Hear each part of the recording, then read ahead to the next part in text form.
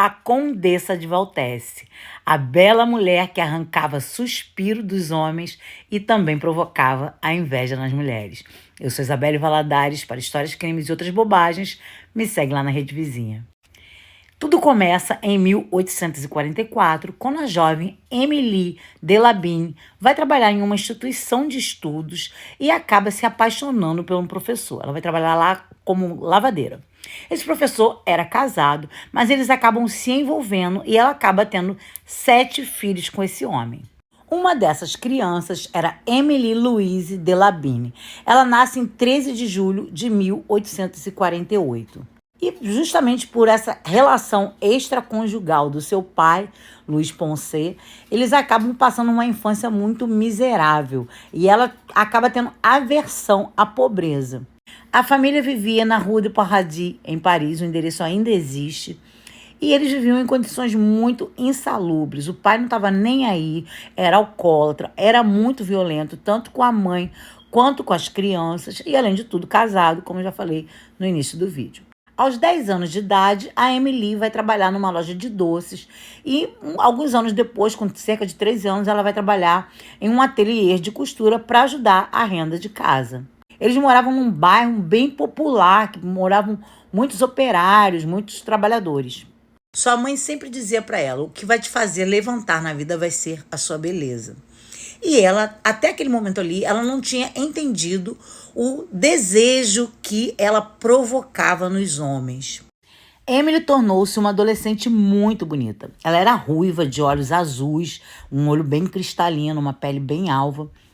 E um dia, quando ela tinha cerca de 15 anos, ela estava saindo do trabalho à noite e um homem pediu para acompanhá-la, se convidou para tomar um café. Ela era muito inocente, muito novinha, e ela acabou aceitando sair para tomar café com esse homem, mas ele acaba jogando-a num beco e abusando dela.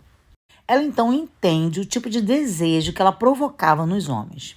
Muitas meninas que trabalhavam com Émilie acabavam frequentando a missa na Catedral de Notre-Dame de la Lorette, e elas acabaram ficando conhecidas como La Lorette.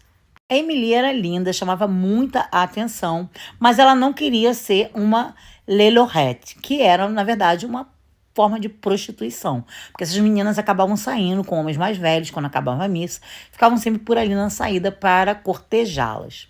E elas acabavam vendo aquilo como uma forma de ganhar um dinheiro a mais. Mas, na época, a prostituição era proibida na França e Émilie não queria entrar nessa de jeito algum. Apesar dela ser muito linda, ela ser muito pobre, ela tinha muito medo porque na França eles prendiam a mulher que fosse pega vendendo o corpo e também raspavam a cabeça.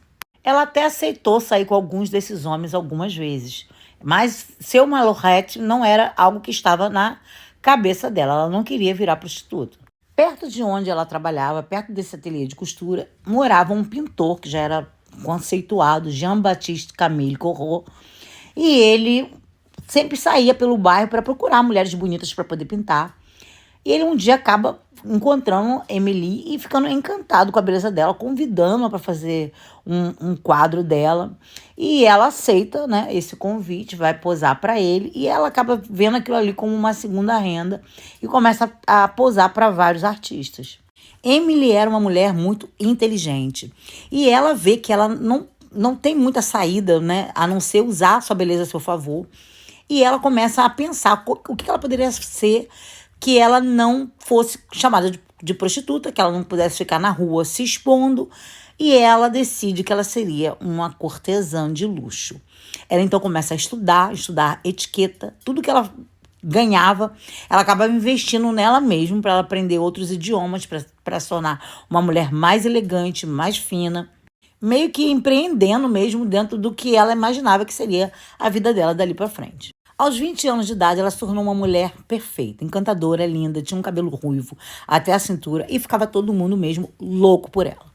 Ela começa então a frequentar bares, restaurantes, lugares mais elegantes para elevar seu nível social. E ela acaba conhecendo um cara com quem ela teria 2 filhas, um militar, que era da mesma idade que ela, chamado Richard. Ela então fica com esse Richard por cerca de 2 anos, mas depois ela diz que ela quer mesmo ser cortesã, não quer ficar na vida de casada, não quer ter a vida que a mãe tinha, cheia de se enchendo de filhos. Ela pega as meninas, deixa com a mãe dela e vai voltar a trabalhar. Só que ela começa a pensar o que ela poderia fazer para acender ainda mais a imagem dela de mulher elegante. É quando ela adota o codinome Valtesse, que seria uma abreviação de Vossa Alteza, Valtesse. Ela então também separa seu sobrenome Delabine e vira Delabinier e usa também o pseudônimo de Condesse. Então ela vira a Condessa de Valtesse de Labinier. Em um desses salões, ela acaba conhecendo um músico que era super famoso na época, Jacques Offenbach. Era um músico alemão. E ele fica apaixonado por ela. E ele acaba sendo o primeiro cliente que pagava bem a Condessa.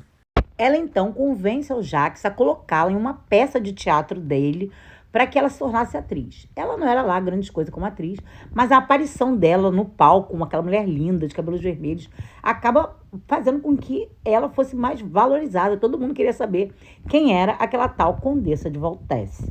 Ela então percebe que a profissão de atriz não é lá grandes coisas para ela e ela resolve se entregar mesmo à carreira de cortesã profissionalmente. Ela faz um catálogo onde ela oferece os seus serviços, claro que tudo de acordo com o que ela aceitasse. Numa época em que as mulheres só faziam sexo para procriação, ela realizava todas as fantasias sexuais dos homens. E ela pintava e bordava mesmo, e ela tinha muita organização, então ela tinha um caderno onde ela anotava tudo, o dia que o cliente foi, o tempo que ele ficou, quanto ele pagou, o que era a preferência dele e tudo mais. Ela então começa a dar aquele atendimento VIP mesmo para o cliente e ela começa a ficar muito famosa. E chegou uma fase no século XIX em que diziam que o lugar mais frequentado de Paris não era a Torre Eiffel, era sim a cama da Condessa de Voltesse de Labine. Ela frequentava o restaurante La Pérouse, que existe até hoje. Inclusive, na parte de cima, eles alugam as salas para eventos. E, na época, tem até um espelho lá todo riscado que você pode entrar e visitar. As cortesãs recebiam lá, tinha uma sala privativa que alugavam para esses encontros. E as cortesãs recebiam, às vezes, o pagamento em diamantes. E elas riscavam ali no espelho para ver se era joia de verdade. E naquela época, você sair com uma cortesã não era vergonha nenhuma. Era mostrar que você tinha dinheiro. E as cortesãs eram muito bem tratadas e ganhavam muito bem. Ela continuou no relacionamento com o músico Offenbach por muitos anos, até que ela conhece o príncipe de Sagan, que fica apaixonado, louco por ela, dá ela uma mansão de presente. Ela manda fazer uma cama inspirada na cama de Luís XIV, com detalhes em ouro, com uma cama bem grande, bem luxuosa, com um veludo verde, que era para destacar mais os seus cabelos vermelhos. E ela se torna uma mulher super empreendedora e se torna uma mulher milionária. Essa cama é tão linda que está exposta no Museu de Arte de Paris. E ela mandou colocar um brasão dela na cama para mostrar a sua suntuosidade, porque para uma cortesã, o que ela tinha de mais valor vinha de onde? Da cama. Muitos pintores famosos passaram por essa cama, Manet, Gautier. O escritor Émile Zola acabou se inspirando nela para poder escrever o livro Naná, que foi uma das maiores obras dele. Em 1882, ela conseguiu fazer com que a ortografia do seu nome fosse mudada da sua família. Em vez deles serem Labine, que era o nome junto, passaram a todos eles usar o nome separado, Labiné. Ela nunca quis se casar, ficou solteira a vida inteira. Ela parou de trabalhar com cerca de 40 anos. Aos 50 anos, ela vai viver na cidade de Havre, que fica entre Paris e Versalhes. Ela compra uma mansão.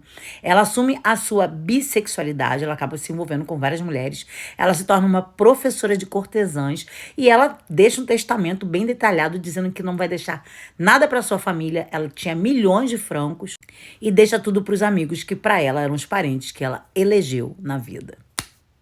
Ela prepara o próprio funeral e bota um banco ao lado para que os amantes pudessem chorar.